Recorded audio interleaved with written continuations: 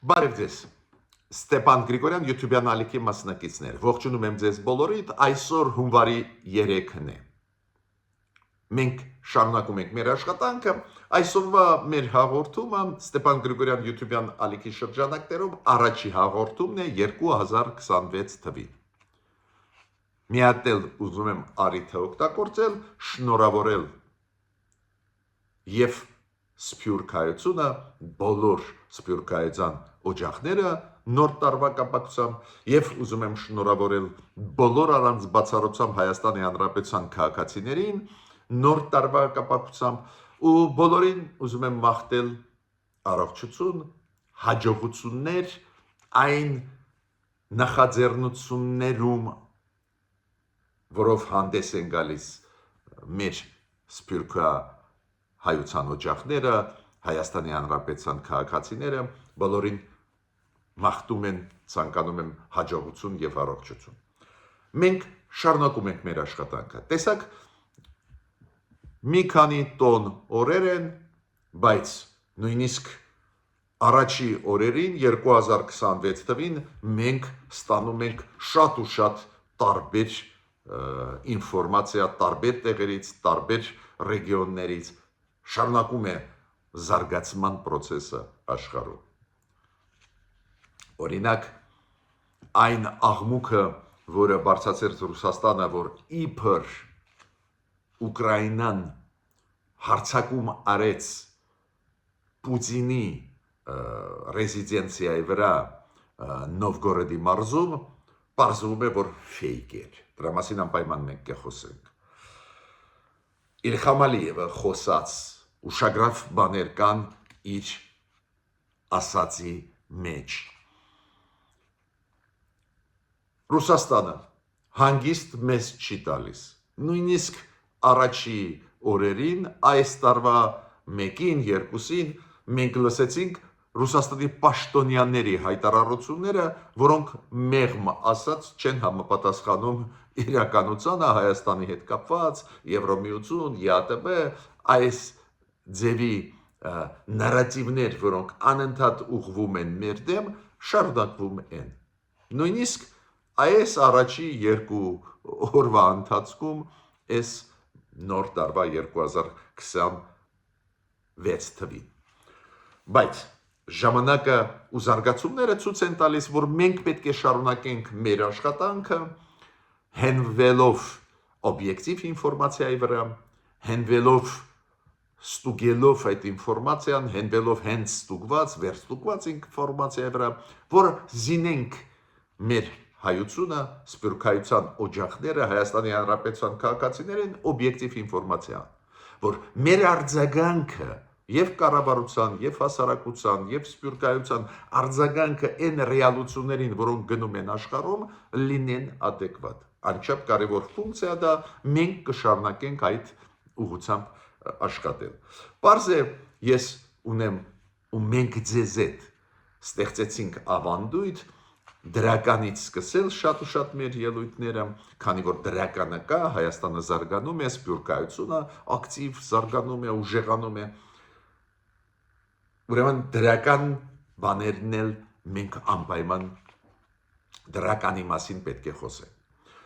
Ուրեմն սկսում ենք մեր այսօրվա աշխատանքը։ Ես ուզում եմ սկսել այսօրվա մեր հանդիպումը Սուրեն Պապիկյանի Հայաստանի պաշտպանության նախարարի ելույթով։ Ինքը դեկտեմբերի 31-ին հանդես եկավ ելույթով, դա հաշվետվություն էր փաստորեն այն աշխատանքի, որը կատարվեց 2025 թվին պաշտպանության նախարարության կողմից։ Պարզ է ինքը խոսեց այն բարեփոխումների մասին, որոնք գնում են բանակում, այն օրենսդրական փոփոխությունների, որոնք կատարվում են, ես ստեղ շատ չեմ ուզում ծավալվել, անպայման կարդացեք այդ ելույթը Սուրեն Պապիկյանի, բայց ես ուզում եմ 2 գործոնների վրա հատուկ ուշադրությունը դարձնել։ Այս քաղաքականության մեջ այսօրվա մեր պաշտպանության նախարարության շատ 2 կարևոր բաղադրիչներ կան, որ Հայաստանը դիվերսիֆիկացնում է իր ռազմատեխնիկական համագործակցությունը, կոպիտ ասած զենք զինամթերք առնում է նաև այլ խաղացողներից Եվ երկրորդը Հայաստանը զարգացնում է իր ռազմա արդյունաբերությունը։ Անչափ կարևոր է դա ուժեղացնելու մեր պաշտպանողականությունը, որ մենք կարողանանք պաշտպանել մեր երկիրը, այո, մենք ոչ ոքի վրա չենք պլանավորում հարձակվել, բայց այդ համալիրը անհրաժեշտ է զարգացնել, որ դու կարողանաս պաշտպանել քեզ, եթե ինչ-որ մեկի մոտ անցնի ցանկություն հարձակվել, այդ շատ կարևոր է, ու պարզ է շատ կարևոր է, որ մենք հիմա ռազմատեխնիկական ոլորտում շատ ու շատ երկրների հետ աշխատում ենք, դուք գիտեք այդ օրինակները Հնդկաստանի հետ, Ֆրանսիայի հետ, այլ խաղացողների հետ, իրոք գնում է աշխատանք, ինչը անչափ կարևոր է, դուք հիշում եք այդ պատմությունը, որ Ռուսաստանը մերժեց մեզ տալ իր զենքը, որի համար մենք փող ենք մուծել, մինչև հիմա Ռուսաստանը մեզ պարտք է։ Ուրեմն կախվածությունը մեկ խաղացողից այդ քաղաքականությանը պետք է դադար տալ ու գործող պաշտպանության նախարարը այդ քաղաքականությունը ու կառավարությունը տանում է։ Ես պետք է ասեմ, որ նաև մենք լուրջ հաջողություններ ունեցանք վերջի 3-4 տարիա տուրիզմի ոլորտում։ Ինչքանով է կարևոր տուրիզմը ցանկացած երկրի համար, դուք գիտեք, ի վերջո տուրիզմն է բերում նոր աշխատատեղ, նոր հնարավորություններ, զարգացումը տուրիզմի։ Պարզ է Հայաստանի համար զարգացնել տուրիզմն շատ կարևոր է, թվերը մարդկանց մտնող Հայաստան վերջի տարիներն բավական բարձր են, մոտավորապես 3 միլիոնի կարգի ամեն տարի, դա միանշանակ դրական է, դա նշանակում է, որ ինֆրաստրուկտուրան զարգանում է, ճանապարհներ կառուցվում են, հյուրանոցներ, ռեստորաններ, կաֆեներ, շատ սիրուն տեղեր նաև բարեկարգվում են, այդ շատ ու շատ կարևոր ուղղություն է։ Ես պետք է ասեմ, որ գլխավոր հոսքերը տուրիստների գալիս են Ռուսաստանից մոտավորապես 900,000 մարդ տարվա կտրվածքով, շատ են տուրիստները Վրաստանից, երկրորդ տեղն են զբաղեցնում 265,000-ի կարգի եւ Իրանից 166,000։ Ես ասում եմ թվերը այս վերջի 2025 թվի թվերը, շատ են մեծացել հոսքերը տուրիստների Եվրոպայից, նաև Չինաստանից, այդ շատ լավ տենդենսներ են, բայց պետք է ասել, որ պարզ է, պետք է շարունակենք աշխատել, զարգացնել, մեծ դեր է ստեղ խաղում, որ տոմսերը առաջերտին եվրոպական ուղղության հետ կապված էժանացել են, դա է բերում նրան, որ Եվրոպայից հիմա շատ ու շատ մեծ թվով տուրիստներ են գալիս, այդ քաղաքականությունը վարում է Հայաստանը, շատ հետաքրքիր էր կարդալ Ռուսաստանի տուրիզմի միության այդ միության հայտարարությունը կապված Հայաստանի տուրիզմի հետ բավական դրական այնտեղ գնահատվում է հնարավորությունները Հայաստանի, պարզվում է, որ մեզ մոտ 900-ից ավել հյուրանոցներ կան կապված տուրիզմի հետ, պարզ է բրենդեր կան, հյուրանոցային բրենդեր ստեղ կան Հայաստանում, նաև հասարակ տուրիստական այդ հյուրանոցներ կան, բայց մեծ է թիվը 900-ից ավել, ես չեմ ասում ռեստորաններ, կաֆե, այդ եկա համալիր է, որը ապահովում է տասնյակ հազարավոր մարդկանց աշխատատեղերը Հայաստանում, ուրեմն պետք է շարունակել այդ ուղղությամբ աշխատել, բայց այն, որ ակնհայտ առաջընթաց կա, մենք տեսնում ենք, պատկերացնում ենք, մենք երազում ենք, որ ասենք 7-8 տարի առաջ երազում ենք, որ 1 միլիոն տուրիստ գա Հայաստան կամ մի քիչ ավել, հիմա այդ տուրիստների թիվը վերջի 3 տարիա հասնում է 3 միլիոնի։ Հիմա անցնում ենք միջազգային անցուդարձների։ Ուրեմն Ռուսաստանը դեկտեմբերի 29-ին իդեմս Ռուսաստանի արտգործնախարար Սերգեյ Լավրովը հայտարարեց, որ Ուկրաինան հարձակվեց Պուտինի ռեզիդենցիային, որը գտնվում է Նովգորոդում, Վալդայում։ Ճիշտ ասած, անհավատալի բաներ, բացատրեմ ինչու Ուկրաինան իրոք դրոններ ուղարկում է Ռուսաստանի դեմ, դրոններ ուղարկում է Ռուսաստանի ռազմական օբյեկտների դեմ, դրոններ, ATS-ներ ուղարկում է Ռուսաստանի նավթամշակման գործարանների դեմ, բոլորը դա գիտեք, քանի որ Ռուսաստանը տանում է մեծ պատերազմ Ուկրաինայի ժողովրդի դեմ, քանդում է քաղաքներ եւ այլ, հիմա չեմ խորանալու, բոլորդ փայլուն գիտեք այդ պատմությունը, պատասխանում է Ուկրաինան, բայց հեչ տրամաբանական չէր նայվում այս ինֆորմացիան Ռուսաստանի, որ իբր Ուկրաինան հարվածեց այն ռեզիդենցիային Պուտինի, որը գտնվում է Նովգորոդում։ Առաջինը, եթե Ուկրաինան որոշում ընդունել հարվածել Պուտինի ռեզիդենցիային, դե կաներ Պուտինի ռեզիդենցիայի դեմ գտնվող Մոսկվայում, Մոսկվայի շուրջ, որտեղ ինքը կարող է լինել, բայց Նովգորոդում երբ է ինքը եղել, որ մի հատ էլ ռմբակոծեն Պուտինի ռեզիդենցիան։ Անհավատալի բաներ, բացի դրանից ամենակարևոր պատճառը, ինչի ուկրաինացիք դրան չէին գնա, շատ հասարակ պատճառ է։ Իրոք 28 դեկտեմբերի ու 29-ին գիշերը կամ առավոտ շուտ, ոնց ուզում եք ասեք, լրջակույն բանակցային պրոցես էր, դուք հիշում եք Ֆլորիդայի նահանգում լրջակույն բանակցային պրոցես էր, նույնիսկ հիշում եք Թրամփը զանգեց Պուտինին, հետո հանդիպեց Ֆլորիդայում Զելենսկու թիմի հետ, լուրջ 20 կետանոց փաստաթուղթ պատրաստեցին, որը պետք է ներկայացնեին Ռուսաստանին, որ վերջնականորեն Ռուսաստանը համաձայնվի, չհամաձայնվի,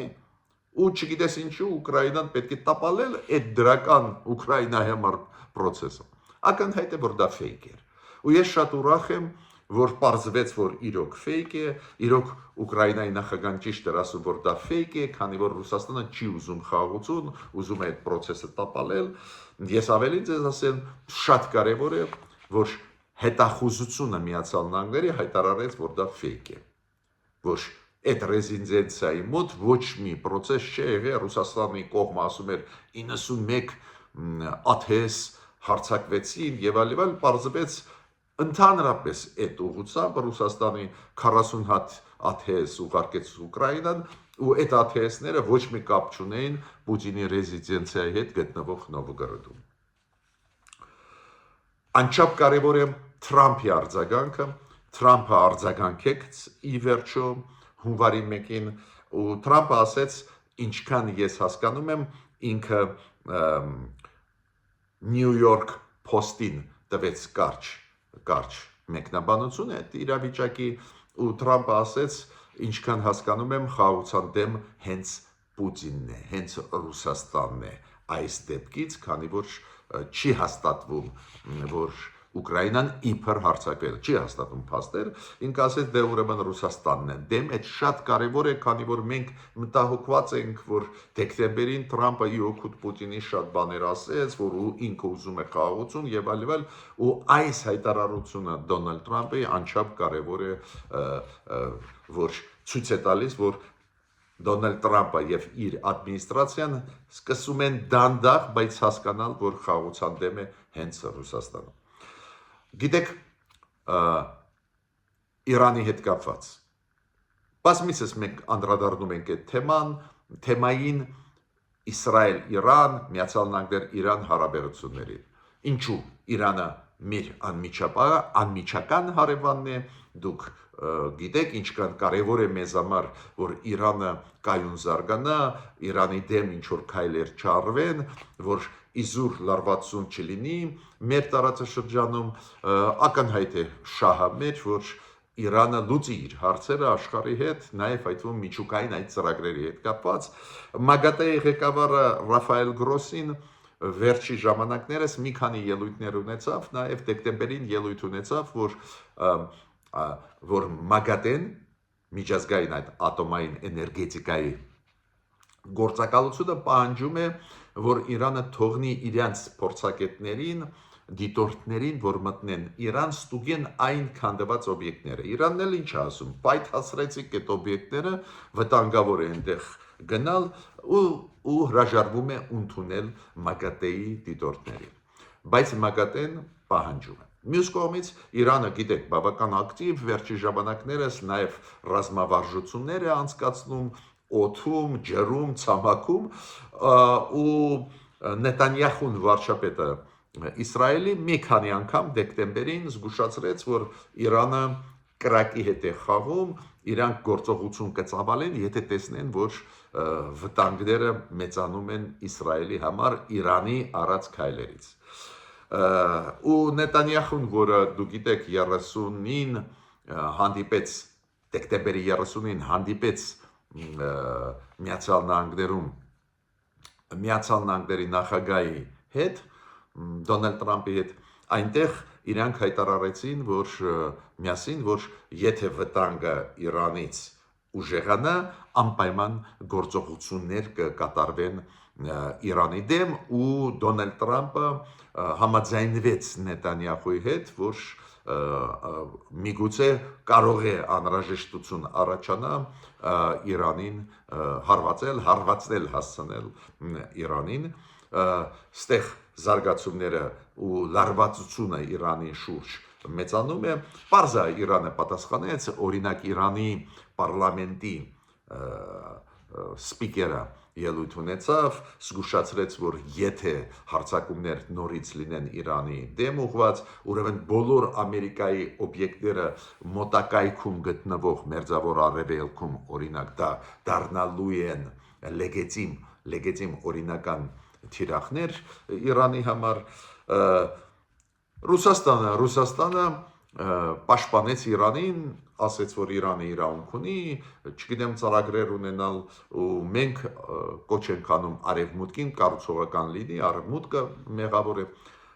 Ինձ մի քիչ դա զարմացրեց, դու գիտեք, միջուկային ծրագրերի հետ կապված Ռուսաստանը չէր պաշտպանում Իրանին, մի շարք պատճառներով, պարզ է, Ռուսաստանին ձեռնտու չի, որ մեր տարածաշրջանում մի հատ էլ միջուկային զենք ունեցող երկիր լինի, դիրքորոշումը այս հարցում ակնհայտ պրոիրանական չէր Ռուսաստանի, հիմա անցավ Իրանի կողմ։ Ինչու անցավ Իրանի կողմ, պատճառներ շատ են, չեմ թվարկի, նաև այդ թվում վատություն անելու համար արևմուտքին, բայց գլխավորը իմ կարծիքով դա չի, գլխավորը նա է, որ Ռուսաստանը հույսեր է փայփայում, որ Իրանը Ռուսաստանի հետ թրիփ Դոնալդ Տրամփի ուղու այդ ծրագրի միասին դուրս կգան։ Ռուսաստանը այդքան հիմա հնարավորություն չունի խոչընդոտելու, որ Հայաստանը Դոնալդ Տրամփի հետ այս Դոնալդ Տրամփ ուղու ծրագիրը իրականացնեն հարավում Հայաստանի, Ռուսաստանը այդքան ազդեցություն չունի, Ռուսաստանը չօգնեց մեզ, պարզ է Հայաստանում ոչ մի հիմա աջակցություն չունի, ռեալ, ու Ռուսաստանը հասկանում է, որ չի կարողանալու ազդել այս ծրագրի հաջող զարգացմանը, ու Ռուսաստանը ուզում է իր կողմ տանել Իրանին այս հարցով ու չի թաքցնում, որ բանակցում է Իրանի հետ, որ հարավում ամերիկացիք չհայտնվեն Հայաստանի ու հույսով է, որ Իրանը դեմ կարտահայտվի այդ ծրագրերի ու Իրանի դիրքորոշումը մի քիչ բարդոտ է, այդ առանձին մենք կքննարկենք այդ ծրագրի հետ կապված խաղաղության խաչմերուկ ծրագիրը ընդունում է Իրանը, դու գիտեք, դրական է, բայց Դոնալդ Տրամփի հետ այն հարավում Հայաստանի մեղրի երկաթգծի հետ կապված վերականգնման մտավախություններ ունեն ու իմ կարծիքով Ռուսաստանը հիմա աջակցում է Իրանին միջուկային ծրագրերի հետ կապված այդ հարցում կանգնեց միակողմանի Իրանի կողմ, առաջի անգամ է միանշանակ կարող եմ ասել, դա կապված է հենց նրա հետ, որ հույսով է Ռուսաստանը, որ Իրանը Դոնալդ Տրամփ այդ թրիփ ծրագրի դեմ կարտահայտվի։ Նոր տարի է, կարծես թե կարող է Ռուսաստանը 2-3 օր հանգիստ թողնել մեզ, չէ, հանգիստ չեն թողնում, ուրեմն հայտնի Միխայել Գալուզինը, որը Ռուսաստանի արտգործնախարարի տեղակալն է, հանդես եկավ ելույթով, նորից բացատրեց, որ Հայաստանը չի կարող լինել միաժամանակ Եվրոմիության անդամ, ԵԱՏՄ-ի անդամ, որ Հայաստանը այն փաստաթուղթը, որը դեկտեմբերի 2-ին ստորագրեց Բրյուսելում Եվրոմիության հետ, այնտեղ հստակ է, որ Հայաստանը գնում է դեպի ինտեգրացիա, ուրեմն Հայաստանը չի կարող լինել միաժամանակ ԵԱՏՄ-ում, ինչ որ այս ձևի խոսքեր, նորից կրկնություն, մենք գիտենք այդ դիրքորոշումը Ռուսաստանի, բայց գլխավորը նա է, որ անընդհատ կրկնելը հոգնեցուցիչ է մեր հասարակության համար, մեզ համար, հասկացանք, որ դուք Եվրոմիության դեմ եք, դուք խանդով եք նայում մեր համագործակցությանը Եվրոմիության հետ, բայց ուզում եմ զգուշացնել, Ռուսաստանը պետք է հաշտվի նրա հետ, որ Հայաստանը ի վերջո կդառնա Եվրոմիության անդամ, այո, դուրս կգա ԵԱՏՄ-ից, պետք չի մեզ ԵԱՏՄ-ով անդամակցությամբ ԵԱՏՄ-ի անընդհատ վախեցնել։ Նաև Միխայել Գալուզինը խոսեց ՀԱՊԿ-ի մասին, ասեց Հայաստանը ռազմավարական պարտնյոր է, դաշնակից է ՀԱՊԿ-ում մեզ հետ, ես ճիշտն ասած չեմ տեսել դաշնակից, որը չի ճանաչում Հայաստանի սահմանները, այս ձևի դաշնակից չի լինում, երբ որ Ադրբեջանը, հիշում եք, 2021-22 թվականներին մտավ Հայաստանի Հանրապետության սուվերեն տարածք, դուք հիշում եք, ՀԱՊԿ-ը ասում էր, դա միջսահմանային ինչ-որ վեճեր են, ուրեմն ոչ մի դաշնակից չի մեզ համար ՀԱՊԿ-ը կամ Ռուսաստանը, բայց ինքը նորից դաշնակից են հայերը մեզ համար, ՀԱՊԿ-ը այդ միակ տեղն է, ՀԱՊԿ-ը միակ տեղն է, որտեղ որ անվտանգությունը Հայաստանի պաշտպանվում է, դες նորից այդ դեմագոգիկ ոչ մի բան չնշանակող բառեր է։ Իմիջիալոց այս տարի 2026 թվին նախագահությունը ՀԱՊԿ-ում անցնում է Ռուսաստանին ու Լավրովը ՀԱՊԿ-ի հետ կապված երկար բարակ խոսեց նոր տարվա կապակցությամբ նաև խոսեց երեք Լավրովը երկար բարակ խոսեց ՀԱՊԿ-ի մասին, պլանների մասին, ինչ որ ՀԱՊԿ-ի ու մեկ նախադասություն ասեց. մենք թույլ չենք տա, որ ՀԱՊԿ-ում քաոս ստեղծվի։